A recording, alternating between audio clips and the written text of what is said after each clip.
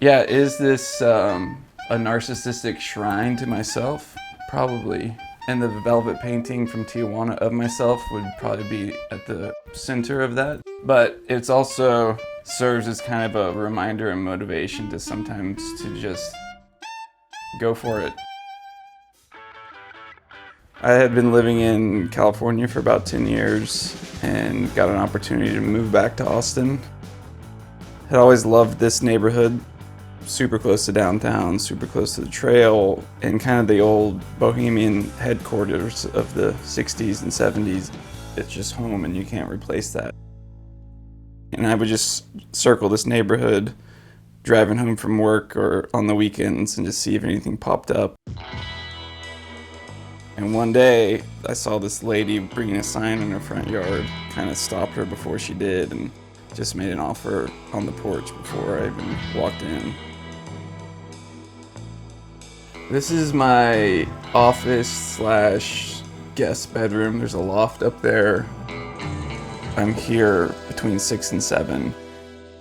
And we'll just start writing or we'll start reading just for some sort of direction for the day, woo-woo stuff.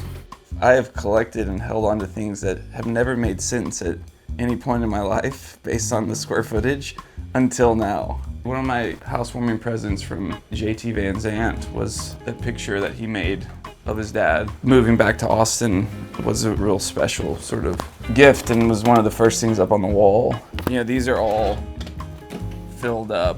There's some really big checks here. Most of this is just gibberish, but every now and then a bolt of accidental lightning strikes. So it's like start early, pull the trigger on something that moves you. There's no rules. If you create the rules, then inevitably it'll be unique. Once the sun kind of hits a certain level, I move to the kitchen. The kitchen's been kind of utilitarian, and the whole idea for me was just to make it a little brighter. This was a wall when I moved in here. This whole half of the house felt really dark. It didn't start out like that at all. I actually wanted the whole thing to be glass from top to bottom with thick wood paneling rather than steel frames. And the color came from, it's called International Orange, and it's the color of the Golden Gate Bridge. And then I had this dining room table. This is one of the things that has come with me from California that has never fit anywhere that I've ever lived, including this house prior to this addition. It was where you are, and just was like a big L in the middle of the living room pretty much. Once a week, I might have a handful of people here at this table eating, but long dinners terrify me, late dinners terrify me. I like getting to the point and then getting on with what we're doing.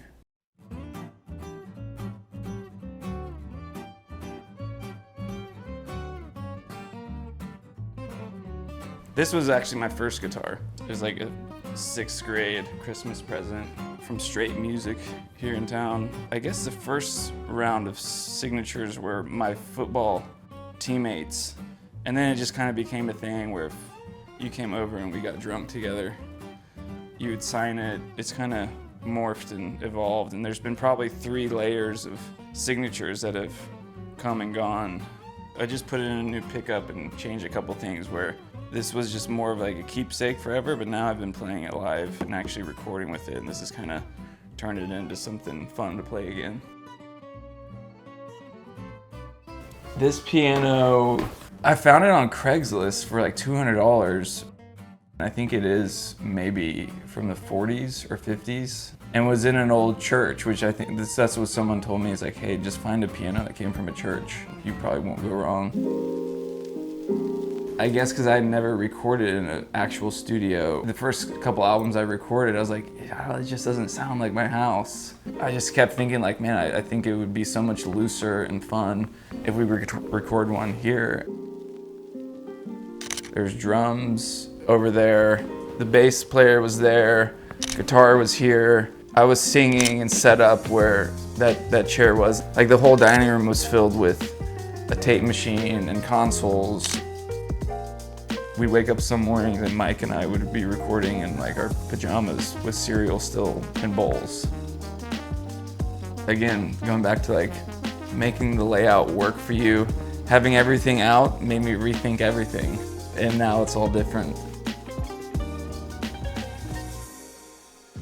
This space is my backyard. It was not so much of a yard when I moved in. I built out this fire pit section, which is truthfully kind of the hub of the house.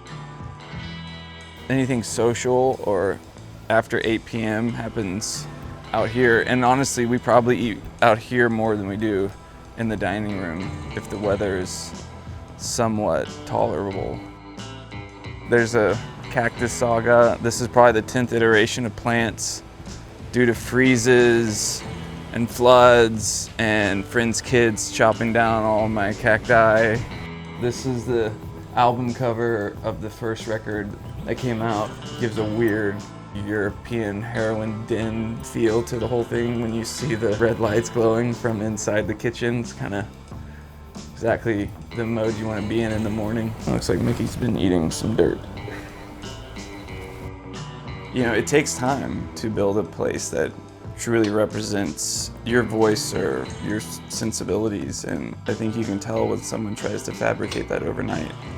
That's about it. There's not a lot to work with, but thanks for coming by. My name's Scott Ballew. There's some music out there under my name if you want to check out, and some films coming soon.